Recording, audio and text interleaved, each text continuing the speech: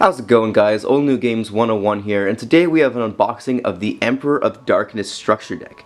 Now, this deck came out January 29th of 2016, and today is February 2nd, so it's fairly new, and I'm really excited to get unboxing this video.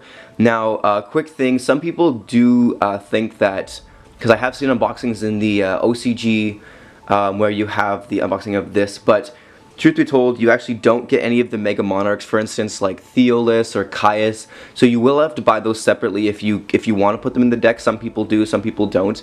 I see a lot of people running Kuraz, I believe it is. But it depends on how you like to play the deck. So I'm really excited because you get really good cards in this deck. I've already unboxed two myself. I got one from my local card shop, and I ordered two online, and I just have the one here.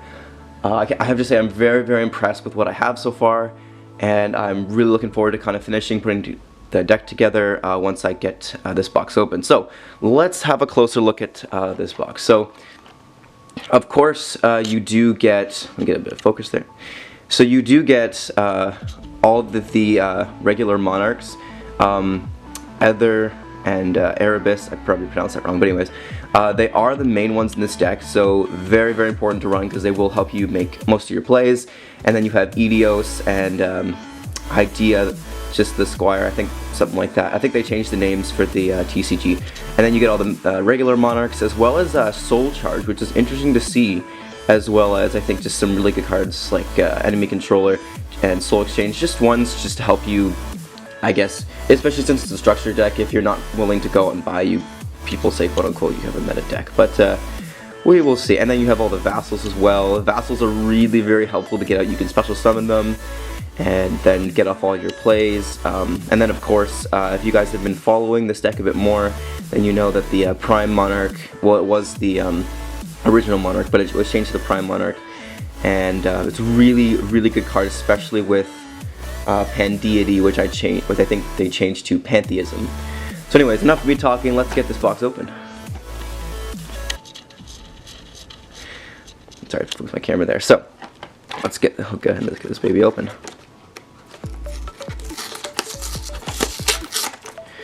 So, I'm really terrible at opening boxes, so forgive me. I'm really, what you do get in this box so far is you do get a, of course, a paper playing mat, and I really wish that someone will, or I don't know, that they'll be able to turn it into like a solid mat like the one I have down here.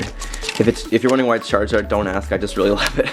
It just looked really nice. So anyways, let's continue this. Alright, so right off the bat we have just a regular paper playing mat. It does have the deck list. One thing I really do like about this is that it does look, first of all, it looks absolutely beautiful. You'll see here in a second. It's an absolutely beautiful playing mat. And honestly, I really wish that someone or a company or whatever will be able to turn this into a legit playing mat. Because look at this. This thing's absolutely beautiful.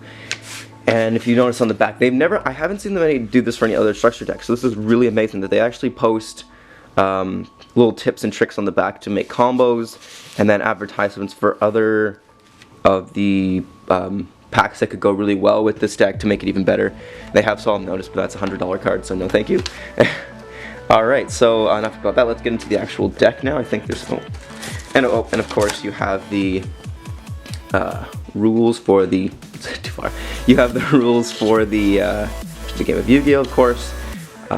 Just the basic stuff, really. Alright, so let's get on to the actual deck of everything.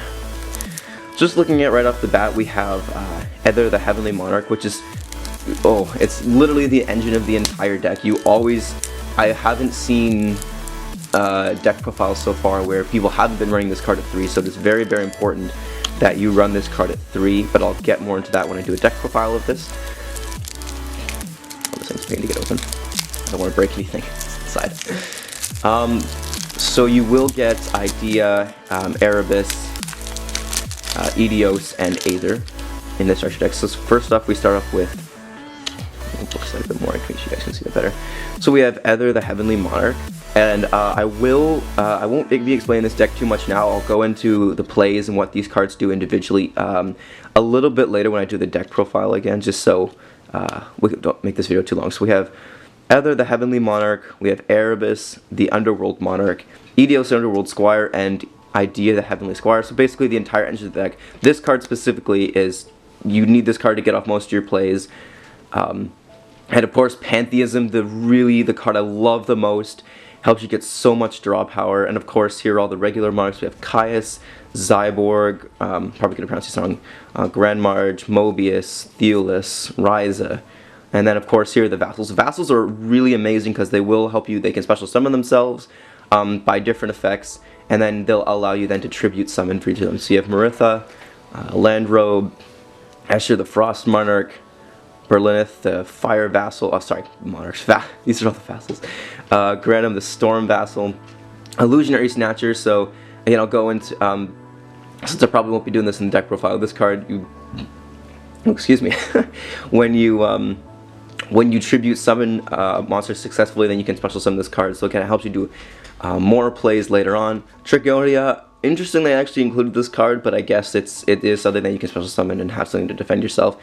Dandelion and Mathematician. I was really surprised they got these two cards in the structure deck. They're pretty good cards just for really any deck, especially for Synchros, and I know Mathematician is very good for Shaddoll's. Level Eater, Battle Fader, Rainbow Karibo. So those are all the monsters of the deck, and of course let's get into the most important, I think, one of the most important cards in the deck is the Domain of the True Monarchs. Again, I'll go more into this later, but it's a field spell that really helps shut out your opponents, especially when you have a tribute summon monster. Next we have March of the Monarch, so this will protect your tribute summon monsters by card effects and being targeted. Really good defense card. Return will just let you search out all the cards. And again, I'll go into more depth of these cards in another video. And we have the Stormfront. Everyone hates this card, I know, because it doesn't target, it doesn't like destroy the card, and you contribute it. It really gets your opponent. Strike of the Monarchs. I believe this one, let's see, you contribute one face of level 5. And then, yeah, so you basically tribute one of your monarchs, and then you negate the effects of one of your opponent's cards, and you draw a card. Tenacity is the one that lets you, search out, you reveal one, and you search out any monarch spell or trap. Soul Exchange, Enemy Controller, Dice Foon. I probably won't be going to this card, so I'll try to focus it there for you guys so you can see it a bit better. So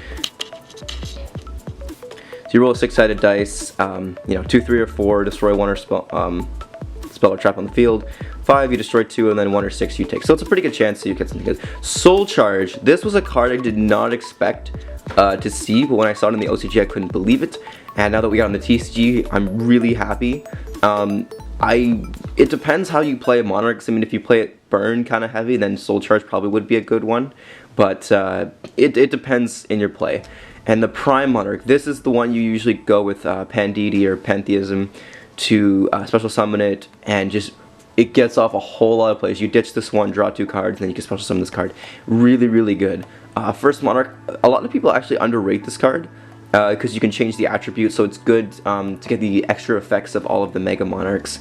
We have Escalation, so you can tribute on your opponent's turn. Really good cards. Monarchs Awaken, Monarchs Erupt, by order of the Emperor. A lot of people actually don't know what this card does, so I'm just going to do a little brief description, so I'll zoom in there so you guys can see it.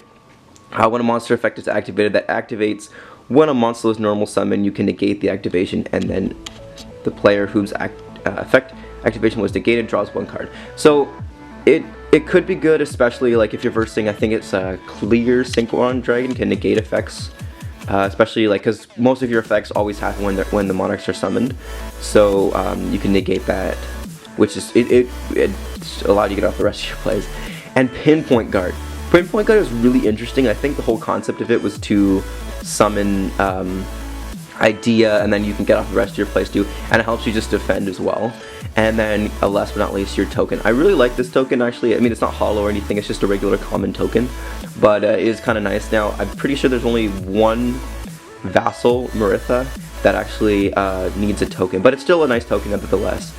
So anyways guys, that's the entire deck itself, the structure deck. I'm really happy, and I hope you guys can get a chance to pick one up. It is an absolutely beautiful structure deck, and stay tuned because I will be posting my deck profile of my deck, and some people probably will question it, but you'll just have to wait and see. So we'll see you guys then. Thanks for watching.